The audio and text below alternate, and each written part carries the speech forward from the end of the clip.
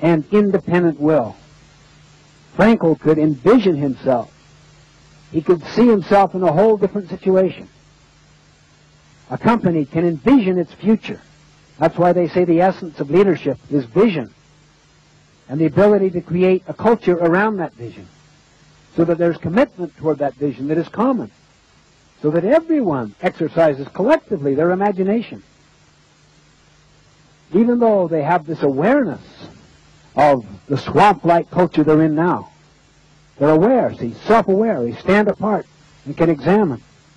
We live out of our memory. We're tied to the past and to that which is finite. When we live out of our imagination, we're tied to that which is infinite. It's unbelievable potentiality because we barely scratched what is inside of us. And then independent will. We can act on that imagination. We can act on that conscience, the universal conscience of all mankind. And we can act upon it. We could swim upstream. We could go against the current. You need all four human endowments to optimize. Self-awareness is not sufficient. In my opinion, it's focused on too much. The constant exploration of one's past and the psychic and social scarring that took place. Not that it is not helpful and useful. I think it is. But it is not sufficient.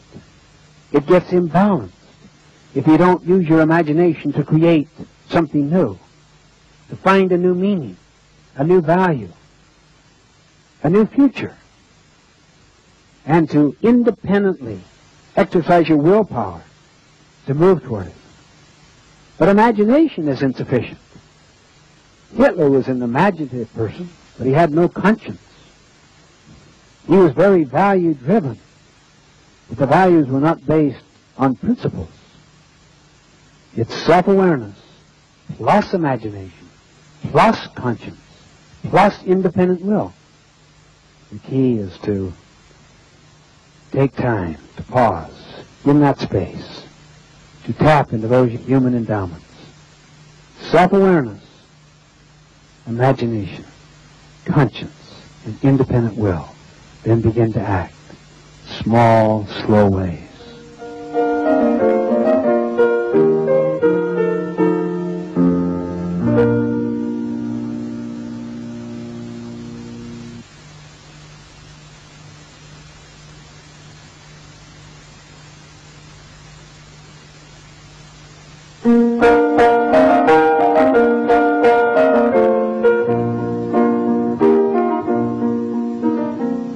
Tell a person's proactive or reactive nature by listening to their language.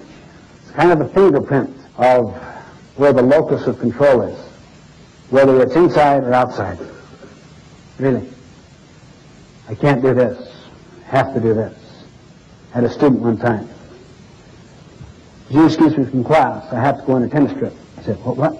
And we just finished talking about how the language of the proactive person is, I choose to, I prefer to, yes, no, I will.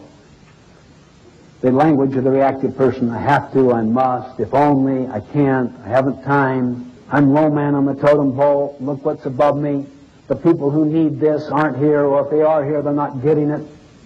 I was going through all of that. He said, you excuse me from class, next week I have to go on a tennis trip.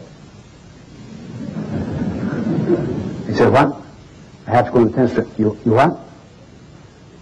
I have to go. You have to go? You have to go? Oh, yeah. What will happen if you don't go? They'll kick me off the team. Seems like a natural consequence to me. You don't go on the trips. You can't be on the team. What will happen if you don't come to my class? I don't know. What's the natural consequence of not coming to class? I don't know. I mean, think.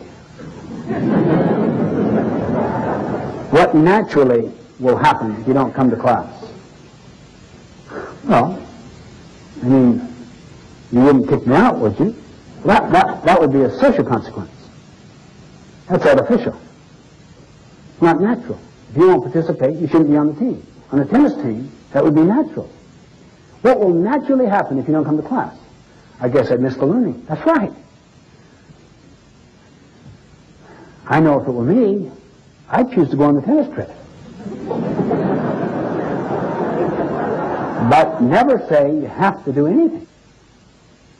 You have the power to choose. He meekly said, I choose to go on the tennis trip and miss my class.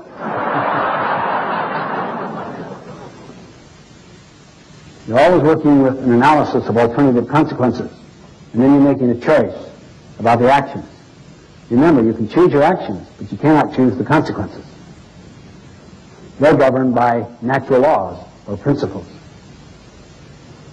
You may be in some environments where they're governed by social values, social rules. Then you may have to make some tough decisions, either to become a change catalyst in some way or to seek elsewhere, particularly if you've done a lot of sharpening the saw professionally, personally, and have all kinds of options because you are not economically dependent. You are economically independent. That doesn't mean wealthy.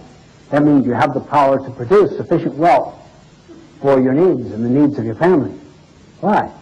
Because your skills are not obsolete. Think on it this way. Two circles.